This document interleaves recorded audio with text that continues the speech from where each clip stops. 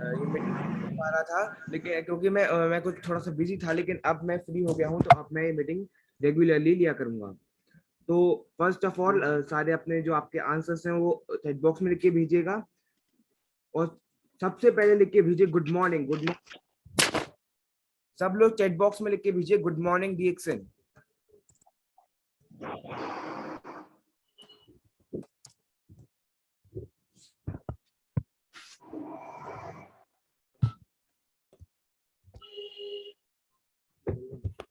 How are you?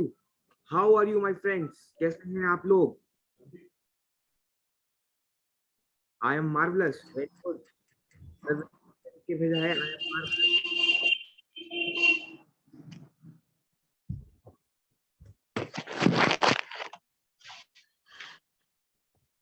Tell me about your hobbies. What are your hobbies? अपनी hobbies के बारे में मुझे बताइए।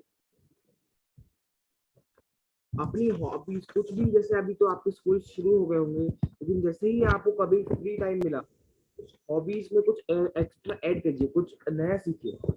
नया सीखने से क्या होता है, जो चीज हमें नहीं आती एक तो वो आती है, साथ में उसके साथ हमारे एडवांटेज। जब कोई हमसे पूछेगा आपको क्या आता है, वो all things do you know, आप बता सकते हो, उसको नई चीज बता सकते हैं।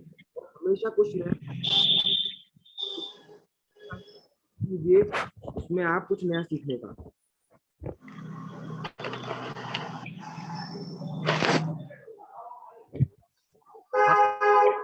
आज टीचर्स डे है। आज टीचर्स डे है, तो टीचर्स डे के लिए, टीचर्स डे पे हम अपने सारे टीचर्स, मेंटोर्स, गुरुज को प्रणाम करते हैं, उनको हम नमस्ते करते हैं। और और उनसे प्रार्थना करते हैं कि वो हमेशा अपना अपनी जो कृपा है वो हम पे बनाए रखें, ताकि हम ऐसे ही आगे बढ़ते रहें। तो आज टीचर्स डे 5 सितंबर को होता है। आज 5 सितंबर है। आज हम टीचर्स डे सेलिब्रेट कर रहे हैं। और आज लकीली हमारी आज एसटी ग्रेजुएट्स की मीटिंग भी है।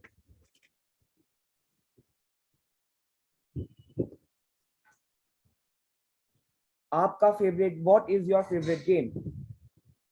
Tell me what is your favourite game?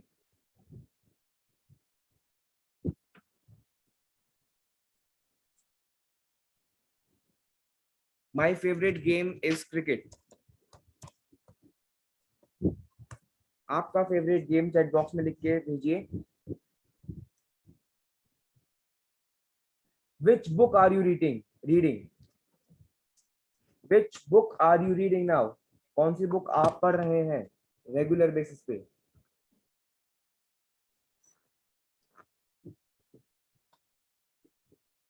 अगर आपको याद होगा तो मैंने जो लास्ट मूवी देखी थी, वो लास्ट मूवी कौन बताएगा मुझे, वो लास्ट मूवी कौन सी थी जो मैंने आपको बताई थी लास्ट मूवी?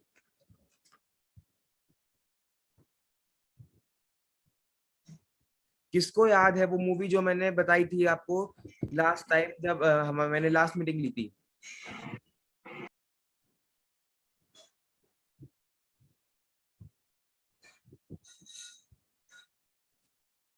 सुपर 30। ये इससे लास्ट टू लास्ट थी, ये जो मैं लेटेस्ट मैंने बताई थी। सुपर 30 के बाद जो मैंने मूवी बताई थी, वो मूवी किसे याद है? वो मूवी थी भाग मिल्खा भाग। तो आप में से कितने लोगों ने भाग मिल्खा भाग मूवी देखी है? जिन्होंने देखी है वो यस लिख के भेजिए, और जिन्होंने नहीं देखी वो नो लिख के भेजिए। और जिन्होंने नहीं देखी वो आज या अगली मीटिंग से पहले वो मूवी जरूर देख लें, क्योंकि अगली मीटिंग में आपको एक और नई मूवी बताने वाला हूँ, भाग मिल्खा भाग। सब देख लें आज। कोशिश कीजिए सब ये मूवी देख लें। हमारी इस वीक की जो मूवी है वो भी भाग मिल्खा भाग ही है, क्योंकि काफी लोगों ने नहीं देखी। तो इस वीक की जो हमारी मूवी है वो भी भाग मिल्खा भाग की है। तो अब हमारा टाइम हो गया है हमारे को होस्ट को बुलाने का। आज के हमारे को होस्ट हैं वासु शर्मा। 10th क्लास में है। 10th 10 10 ईयर की 10 इयर्स के हैं, सॉरी, ये 10 इयर्स के हैं और 5th क्लास में है। और ये बिजनौर से बिलोंग करते हैं। तो वासु शर्मा, अगर आप अ, मुझे सुन पा रहे हैं और आप मीटिंग में हैं, तो अपना कैमरा ऑन कर लीजिए। Good morning, all of you. Good morning. Thank you, Bhaiya. And happy Teachers Day. My name is Vasu Sharma. I study in class 5th. My parents' name is Mr. Pankaj Sharma and Mrs. Neha Sharma. So, firstly, thanks to Babita Buaji and all of you to express my views in front of you. आज मैं आपको अपने कुछ डीएक्सन products के experience के बारे में बताऊंगा। डीएक्सन के सारे प्रोडक्ट्स डेली यूज में आते हैं, like paste, brush, oil, soap etcetera. तो मैं इन्हीं कुछ प्रोडक्ट्स के बारे में आज आपको बताऊंगा। फर्स्टली मैं आपको बताता हूँ गैनोजी पेस्ट, जो है ये डीएक्सन पेस्ट है जिसे मैं डेली यूज करता हूँ। मेरे घर में भी सभी इसे यूज करते हैं और इसको मुझे ब्रश करने के बाद मुझे एक फ्रेशनेस फील होती है, जिससे मैं एकदम बिल्कुल फ्रेश हो जाता हूँ। और अगर मैं कहीं गिर जाता हूँ, कभी चोट लग जाती है, तो मैं कई बार इसे लगा लेता हूँ, जिससे मेरा चोट थोड़ी सी इम्प्रूव हो जाती है, जिससे मेरे को फायदा हो जाता है। अब मैं आपको बताऊंगा बैम्बू ब्रश के बारे में, जो है ये मैं डेली बैम्बू ब्रश से ब्रश करता हूँ। इसके जो टीथ हैं वो बिल्कुल नेचुरल हैं। ये ब्रश से करने में मुझे बहुत मजा आता है, क्योंकि इसके जो ब्रश हैं वो सॉफ्ट एंड नेचुरल हैं, जिस वजह से इसको करने का मजा डबल हो जाता है, जिस वजह से मैं इसको मन करता है कि करते रहो करते रहो करते रहो। उसके बाद मैं नहाता हूँ, उसके बाद मैं गैनोजी सोप से नहाता हूँ। गैनोजी सोप से नहाने के बाद मुझे बिल्कुल फ्रेशनेस फील होती है। जब मैं गैनोजी सोप से नहाते वक्त इसको फेस पे लगाता हूँ, तो मैं इसको 1 मिनट के लिए छोड़ देता हूँ, जिस वजह से मेरे फेस की जो मतलब एक टाइप से थकान होती है वो दूर हो जाती है। इस वजह से वो मेरे को ठीक लगता है। और अगर मैं कहीं जाता हूँ तो मैं अपना डीएक्सन सोप साथ लेके जाता हूँ, क्योंकि अगर कहीं और मुझे डीएक्सन सोप नहीं मिला तो मैं कोई और सा सोप यूज नहीं कर पाता हूँ। अब मैं आपको बताऊंगा कोकोजी के बारे में। कोकोजी मेरी फेवरेट चीज है, जो कि मैं इसको दूध में मिक्स करके पीता हूँ, और इससे मुझे सूखा खाना भी अच्छा लगता है। और इसको मुझे मतलब इसका टेस्ट मुझे बहुत अच्छा लगता है, क्योंकि ये एक चॉकलेट पाउडर है, इस वजह से मुझे इसे बहुत खाना अच्छा लगता है। अब मैं आपको बताऊंगा लिमोंजी के बारे में। लिमोंजी मेरे लिए एक सॉफ्ट ड्रिंक का काम करती है, क्योंकि उसको मुझे पीने के बाद एनर्जी सी मिलती है, जिस वजह से मैं एकदम स्वस्थ हो जाता हूँ एकदम। अगर मैं कहीं थका हूँ और मैं उसे पी लेता हूँ तो मेरे को बिल्कुल एकदम एनर्जी आ जाती है। और मेरे मम्मा डैडी लिमोंजी टी पीते हैं। तो अब मैं आपको बताऊंगा स्पाइस टी के बारे में। स्पाइस टी को मैं चूरन की तरह यूज करता हूँ, मुझे बहुत अच्छी लगती है इसको सूखा खाने में। मेरे बाबा जी कई बार इसको चाय की तरह पीते हैं और उनको भी सूखा खाना अच्छा लगता है। मेरे डैडी जी भी कई बार पीते हैं, मतलब खाते हैं इसे सूखा। वो तो अपनी लैब पे भी ले जाते हैं इसे कई बार खाने के लिए, क्योंकि सबको हमारे घर में इसका टेस्ट बहुत अच्छा लगता है। अब मैं आपको बताऊंगा लोशन के बारे में, एलोवी लोशन के बारे में। एलोवी लोशन हमारे यहाँ 12 मंथ्स यूज होता है, समर विंटर दोनों में हमारे लिए बिल्कुल यूज होता है, डेली यूज होता है हमारे घर में। मुझे ये एक नॉन ग्रेसी है, नॉन ग्रेसी लोशन है। मुझे चिपचिपाहट बिल्कुल अच्छी नहीं लगती, सिर्फ मुझे यही लोशन अच्छा लगता है जो मैं लगाता हूँ। मुझे और कोई लोशन अच्छा ही नहीं लगता है, क्योंकि ये एक नॉन ग्रेसी है। इसको मुझे बिल्कुल सॉफ्ट हो जाते हैं मेरे हाथ, इस वजह से मुझे मजा आता है। अब मैं आपको बताऊंगा टी ट्री के बारे में।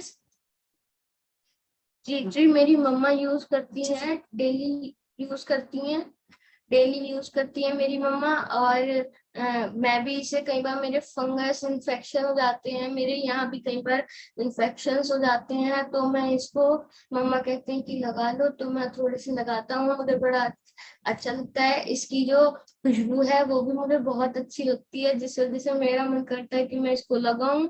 तो ये एक एंटी फंगस क्रीम है। अब मैं आपको बताऊंगा गैनो ऑयल के बारे में। गैनो ऑयल मेरे लिए तो दर्द को ठीक करने का काम करता है, क्योंकि अगर मैं कभी कहीं गिर जाता हूँ, दर्द होता है, तो मैं इसको लगा लेता हूँ, जिस वजह से मुझे रिलीफ मिल जाता है, बहुत अच्छा रिलीफ मिलता है। बिल्कुल मैं एकदम, ऐसा लगता ही नहीं है कि मेरे चोट लगी है। और गैनो ऑयल में विटामिन डी, ई एंड के विटामिन हैं, जो हमारी मसल्स एंड बोन्स के लिए फायदेमंद हैं। अब मैं आपको स्पाइरुलिना के बारे में बताऊंगा। Spirulina is a complete food. Spirulina का टेस्ट मुझे बहुत अच्छा लगता है।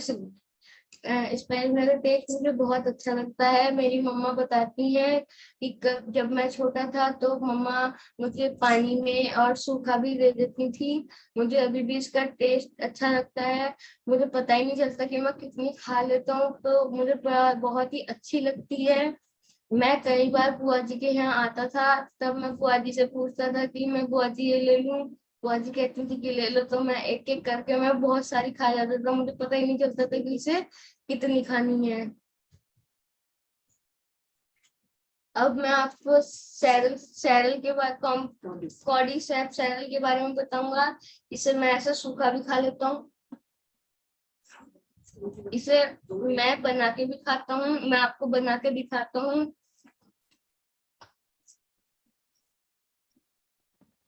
मैं इसको ऐसे इसमें डालता हूँ,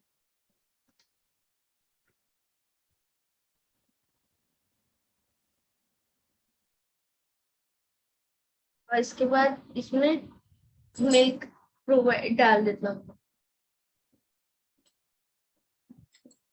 और इसको ऐसे मिक्स कर देता हूँ।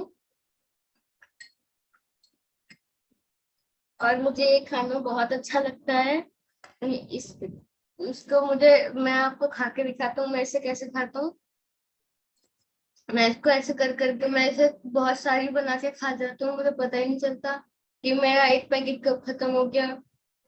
तो अब इस वजह से मुझे ये बहुत टेस्टी लगती है ये। मैं इसको सूखा भी खा लेता हूँ, इसको मैं सूखा भी खाता हूँ, कई बार मैं इस ढंग से भी खा लेता हूँ। अब मैं आपको कोको जी बना के दिखाता हूँ। पहले मैं इसमें कोको जी मिक्स डालता हूँ,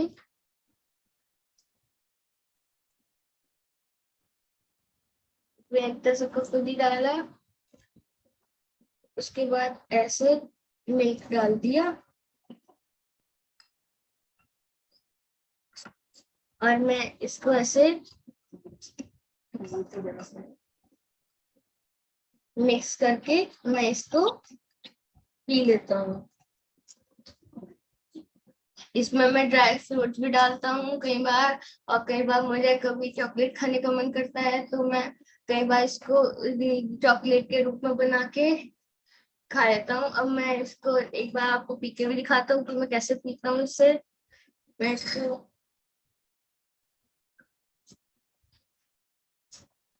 मैं इसको ऐसे पीता हूँ क्योंकि मुझे अच्छा लगता है, बहुत मजा आता है इसको पीने में। और सैरल को भी खाने में अच्छा लगता है मुझे, और दूध में मिला के भी बड़ा अच्छा लगता है। स्पाइरुलिना सैरल भी मैं खाता हूँ, वो भी अच्छा लगता है, कोकोजी मिला के भी खाता हूँ, तो मुझे अच्छा लगता है। अब मैं आपको एक स्टोरी बताऊंगा। स्टोरी है टर्टल एंड रैबिट के बारे में। आपने सुनी होगी वैसे तो ये स्टोरी, लेकिन मैं आपको एक बार फिर सुना देता हूँ। रैबिट जो था उसे अपने आप पे बहुत घमंड था कि वो बहुत तेज भाग सकता है। वो उसने फिर टर्टल ने रैबिट से शर्त लगाई कि देखते हैं कि कौन जीतता है। टर्टल था स्लो, रैबिट भागता था तेज। तो रैबिट भागने के बाद वो उस रैबिट जब रेस शुरू हुई उनकी, तो रैबिट जब भागा तो उसने सोचा कि टर्टल बहुत पीछे रह गया है, तो अब मैं थोड़ी देर आराम कर लेता हूँ। तो वो रैबिट आराम करने बैठ गया। वो आराम करने बैठा तो वो सो गया। टर्टल था स्लो, तो वो धीरे धीरे कर करके वो पेड़ तक पहुंचा। तब तक वो रैबिट सो ही रहा था। रैबिट सो रहा था तो टर्टल आगे निकल गया, और ऐसे कर करके टर्टल जीत गया। रैबिट देखता ही रह गया टर्टल को, और फिर वो रैबिट ने टर्टल से दोस्ती कर ली कि उसको ये सीख मिल गई कि कभी भी घमंड और आलस नहीं करना चाहिए। Thank you, and once again good morning dear son, and happy teachers day all of you.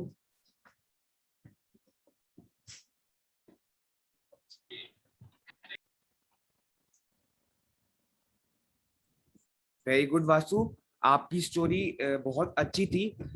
जैसे कुछ लोग सोचते हैं कि स्टोरी पुरानी हो गई है, लेकिन जब आप कोई पुरानी स्टोरी दोबारा सुनते हैं तो आपको उसमें हमेशा कुछ ना कुछ नई चीज समझ में आती है। तो इसलिए कोई भी आपको स्टोरी जो अच्छी है, वो चाहे आप पुरानी हो या नहीं हो, उसको बार बार सुनेंगे तो उसको आपको हर बार नई चीज समझ में आएगी उसमें से। तो वासु, आपने जो अपने रिव्यूज दिए प्रोडक्ट्स के, और आपने जो बताया कि प्रोडक्ट्स इतने अच्छे हैं और इनसे ये फायदा होता है, तो वो सब कोई तभी कर सकता है जब वो रेगुलर प्रोडक्ट्स यूज करता हो। और मैं हमेशा बोलता हूँ, अब मेरे पापा भी हमेशा बोलते हैं कि प्रोडक्ट्स को रेगुलर यूज कीजिए, प्रोडक्ट्स को रेगुलर कंज्यूम कीजिए। इससे आपको उनके बेनिफिट्स पता लगेंगे, आपकी हेल्थ अच्छी होगी, और आपको कभी किसी को बताना हुआ, फॉर एग्जाम्पल आपको अपने फ्रेंड को बताना है कि हमारे प्रोडक्ट्स क्या काम करते हैं, आप कैसे बताएंगे? आप नहीं बता पाएंगे अगर आप उन्हें यूज नहीं करते। अगर आप उन्हें यूज करते हैं, आप आराम से किसी को भी बता सकते हैं कि आराम से किसी को बता सकते हैं इस प्रोडक्ट का ये फायदा है और ये इस तरीके से काम करता है। तो बहुत बढ़िया आपने बोला Vasu. Thank you, thank you, और थैंक यू। बस एक चीज जो थोड़ी सी कम है, वो आपकी नहीं, वो सबकी कम है। केवल 15 पार्टिसिपेंट्स हैं। तो फ्रेंड्स, थोड़ी कोशिश कीजिए अपने और फ्रेंड्स को, अपने रिलेटिव्स को मीटिंग में लाने का, क्योंकि बहुत टाइम से मैं देख रहा हूँ केवल 15 ही पार्टिसिपेंट्स हैं। बीच में थोड़े ज्यादा हुए थे, 20 के आसपास पहुंच जाते थे, लेकिन अब फिर से कम होने शुरू हो गए हैं। तो इनको धीरे धीरे इंक्रीज करने की कोशिश कीजिए। तो आज हमारा क्वेश्चन आंसर सेशन है। क्वेश्चन आंसर्स पूछूंगा मैं आपसे, और आपको उसके आंसर्स देने हैं चैट बॉक्स में। सभी लोगों को, जिसको नहीं जो भी आपको लगता है कि ये आंसर हो सकता है, वो लिख के आपको भेजना है। हमारा पहला क्वेश्चन है कि इस 2020 टोक्यो ओलंपिक्स में इंडिया ने कितने मेडल्स जीते? टोटल कितने मेडल्स जीते?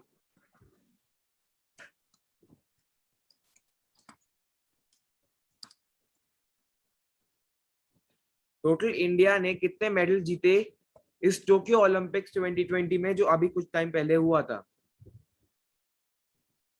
जिसको भी आंसर पता है लिख के भेजिए, और जिसको नहीं पता, वो उसको जो आंसर लगता है कि ये हो सकता है, वो उसको लिख के भेजिए।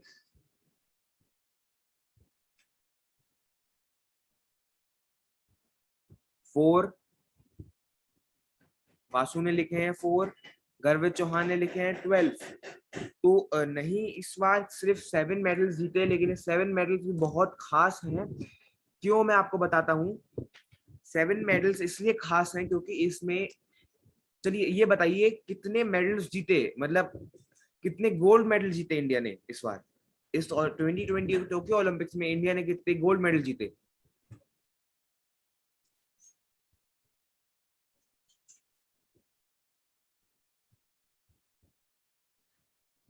गर्वित ने लिखा है 4, नहीं, ओनली 1 मेडल जीता, गोल्ड। लेकिन ये वर्ल्ड मेडल इसलिए खास है क्योंकि जो लास्ट 1 मेडल आया था, वो 2008 में अभिनव बिंद्रा गोल्ड उसमें लेकर आए थे, हॉकी में। सॉरी, अभिनव बिंद्रा शूटिंग में वो लास्ट गोल्ड मेडल लेकर आए थे। तो पूरे 12 साल बाद, 12 इयर्स बाद ये एक गोल्ड मेडल आया है। और ये एथलेटिक्स में पहला गोल्ड मेडल है जो नीरज चोपड़ा हमारा लाए हैं मेडल, गोल्ड मेडल। ये एथलेटिक्स में पहला गोल्ड मेडल है, इसलिए ये तो और इसलिए ये मेडल और ये वाले ओलंपिक्स इंडिया के लिए इतने स्पेशल है। अच्छा, अब इंडिया की ऑल ओवर वर्ल्ड रैंक क्या थी टोक्यो ओलंपिक्स में? कौन सी रैंक पे इंडिया स्टैंड करता है ओलंपिक्स में?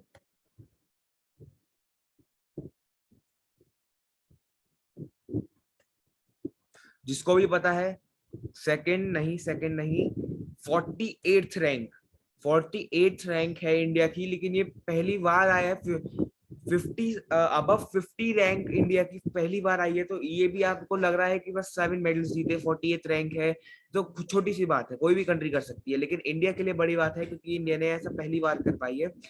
इसीलिए ये बहुत बड़ा एक मूवमेंट है इंडियन ओलंपिक्स टीम के लिए और जो पूरे मैनेजमेंट है उसके लिए। अब now tell me how many medals did India won? Silver medal. India ने कितने सिल्वर मेडल, इंडिया ने कितने सिल्वर मेडल जीते? कितने सिल्वर मेडल इंडियंस लाए इस बार? 2। राघव ने लिखा है 2, बिल्कुल सही, 2 सिल्वर मेडल लाए। अब जो प्लेयर्स सिल्वर मेडल लाए उनके नाम भी मेरे को बताइए। जो सिल्वर मेडल लाए, 2 सिल्वर मेडल लाए प्लेयर्स, उनके नाम बताइए मुझे और कौन से इवेंट में लेकर आए। एक सिल्वर मेडल लेकर आए रवि दहिया, रवि कुमार दहिया एक मेडल लेकर आए रेसलिंग में, और एक मीराबाई चानू मेडल लेकर आई सिल्वर मेडल वेट लिफ्टिंग में। Now tell me how many bronze did India won in this Olympics? कितने ब्रॉन्ज इंडिया ने जीते इस ओलंपिक्स में?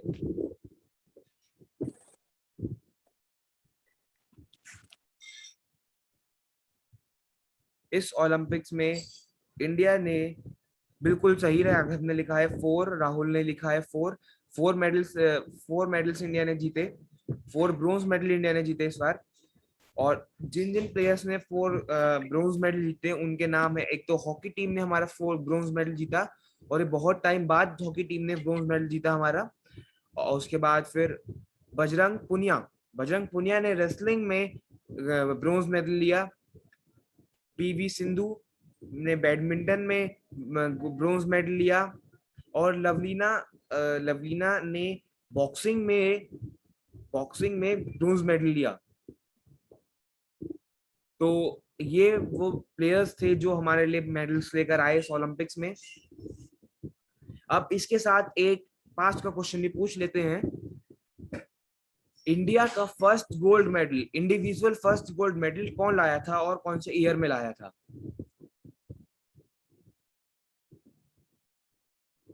Who won the first individual gold medal in the history of India in Olympics? Abhinav Bindra, Raghav ने लिखा अभिनव बिंद्रा 1932। राघव आपका answer सही है, लेकिन जो उसका ईयर है, ईयर गलत है। अभिनव बिंद्रा ने 2008 में बीजिंग ओलंपिक्स में शूटिंग में ये मेडल लाए थे। 2008, इसे आप कहीं नोट भी कर सकते हैं और इसे याद भी रख सकते हैं। मैं तो बोलता हूँ मैंने भी नोट कर रखा है, तो आप भी इसे नोट कर लीजिए, क्योंकि ये आपके स्कूल के करंट अफेयर्स में और कहीं भी काम, ये आपके बहुत काम आ सकता है। 2008 में अभिनव बिंद्रा ने शूटिंग में बीजिंग ओलंपिक्स में पहला इंडिविजुअल गोल्ड मेडल लाए थे। और मैं आपको बता ही चुका हूं कि पहला इंडिया का एथलेटिक्स में जो गोल्ड मेडल था वो नीरज चोपड़ा लाए 2020 में टोक्यो ओलंपिक्स में। और किसी को पता है उन्होंने एग्जैक्टली कितने मीटर का जेवलिन थ्रो करा था जो वो इस राउंड को जीत पाए थे? कितने मीटर दूर उन्होंने जेवलिन थ्रो किया था? जिसको भी आंसर पता है वो लिख के भेजिए। ये सब क्वेश्चंस आपके करंट अफेयर्स में भी आ सकते हैं, तो इसलिए जो मैं बता रहा हूँ इसको लिख लीजिए, और जो मैं पूछ रहा हूँ उसको आंसर करने की कोशिश कीजिए। आप जब भी कोई चीज आंसर करते हैं तो जरूरी नहीं है आपका आंसर हमेशा सही होना चाहिए, बस आपको आंसर देना चाहिए। 1.82 राघव ने लिखा, नहीं राघव 1.82 मीटर नहीं, उन्होंने पूरे 87.58 मीटर दूर जेवलिन थ्रो किया था। 87.58 मीटर, 87.58 मीटर काफी दूर होता है ये। और इन्होंने नीरज चोपड़ा ने 87.58 मीटर थ्रो किया जेवलिन, और उसके बाद वो ये ला पाए, गोल्ड मेडल इंडिया के लिए ला पाए। सो फ्रेंड्स, आज के लिए इतना ही। नेक्स्ट मीटिंग में मिलते हैं, और कोशिश कीजिए कि आप ज्यादा से ज्यादा आप पार्टिसिपेंट्स ला पाए। इस बार मैक्सिमम 15 पार्टिसिपेंट्स रहे मीटिंग में। अगले मीटिंग का मैं टारगेट देता हूँ पार्टिसिपेंट्स का, कितने पार्टिसिपेंट्स होने चाहिए।